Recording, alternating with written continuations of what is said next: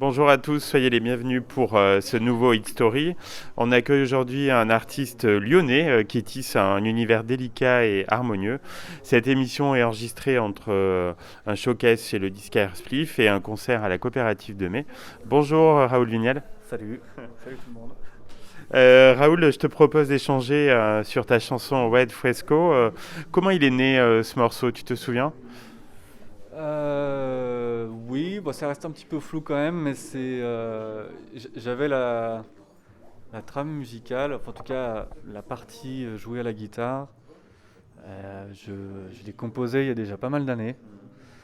Ça se trouve, c'était même avant que je me mette à travailler sur mon deuxième album, donc ça doit faire ouais, je sais pas, 4 ans. Et voilà, c'est un truc qui était là, mais que je laissais de côté parce que j'attendais de voir comment l'inscrire dans un album ou un EP ou quelque chose que voilà, j'estimais que c'était pas encore prêt. Et c'est surtout en fait, je pense, l'écriture des paroles qui a retardé, enfin pas qui a retardé, mais qui a fait que le morceau est sorti bien après que j'ai accouché des premières notes à la guitare. Est-ce que l'inspiration a eu un petit peu de mal à venir, c'est ça? Ouais, ouais, ouais. C'est pas qu'elle a eu du mal à venir, mais en tout cas, elle a mis peut-être un petit bout de temps avant de se manifester, ouais. Mais c'était surtout, je pense, voilà, l'écriture des paroles sur laquelle j'ai un peu buté sur ce troisième disque. Alors quel est le message de la chanson?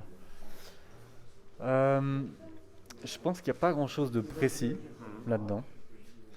Peut-être qu'en tout cas, il y en a pour moi, de la façon dont certaines phrases sont tournées. Peut-être que des. Mais même si j'avais des idées précises à un moment où je les ai écrites, je pense que ça s'est déjà un petit peu perdu et je le vois comme un morceau, on va dire, un peu flouté. Mais je pense quand même que le message est un brin pessimiste, malgré tout.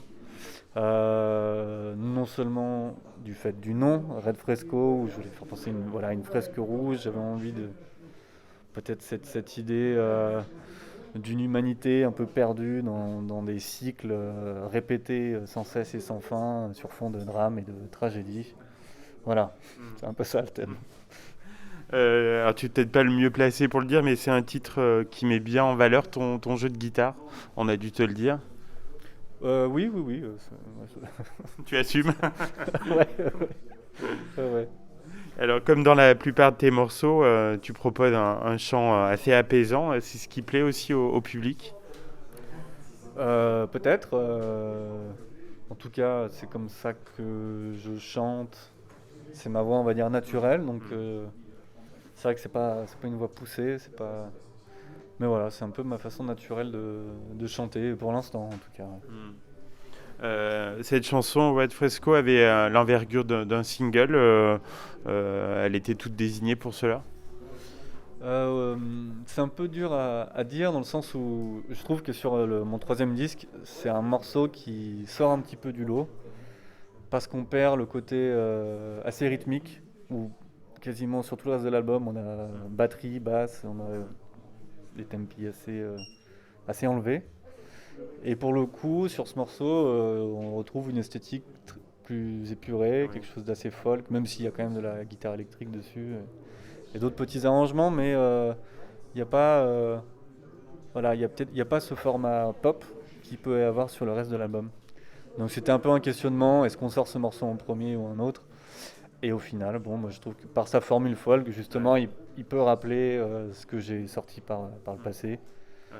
Et puis, voilà, de toute façon, c'est qu'un morceau. Mm. Très beau morceau et qui est accompagné d'une très belle vidéo illustrant cette chanson. Alors comment tu as travaillé pour ce clip? En collaboration avec mon ami Anne-Laure Etienne, qui est photographe et vidéaste. Et, euh, et comme pour tous les clips que j'ai réalisés, ça part d'un manque d'idées absolu. Et en fait, non, on s'est juste retrouvé donc à la maison et on essayait des prises de vue ici et là. Anne-Laure mettait des filtres devant la caméra, des choses qui faisaient un peu scintiller l'image. Voilà, donc en fait, on a commencé avec ça, puis le soleil a pointé le bout de son nez à la fenêtre, et puis on a vu que ça faisait des reflets sympas sur la guitare et sur les murs, etc.